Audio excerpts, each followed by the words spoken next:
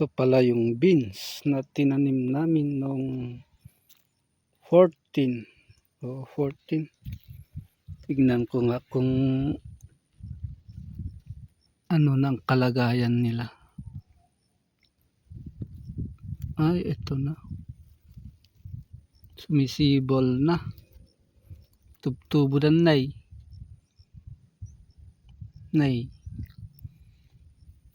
Yung iba. Nakabaluktot pa yung iba. Yun. 14, 15, 16, 17, 18, 19. 5 days niya ngayon. Pero hindi pa lumabas ng buo. Nakabaluktot pa. Ito siya. Ito yung tinaniman ko.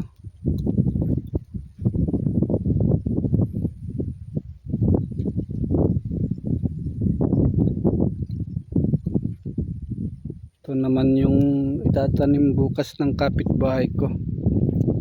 Yan yung may pagitan sa baba sa kanya.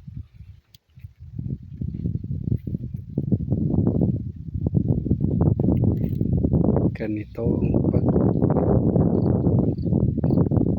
pagtanim. Linis-linisan bago itanim. Dami pang hindi nakalabas. Pakicheck ko nga itong iba kung anong kalagayan niya.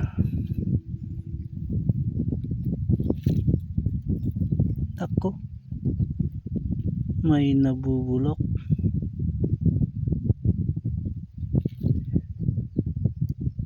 Ito siya. Pero may kuwan siya. Lumalabas. Ugat. May mga binhi na hindi tumubo.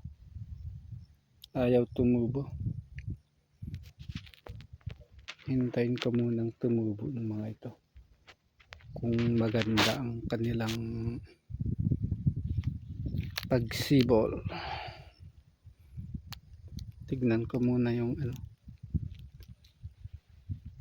Puntahan ko yung chicken na nilagyan ko ng trap.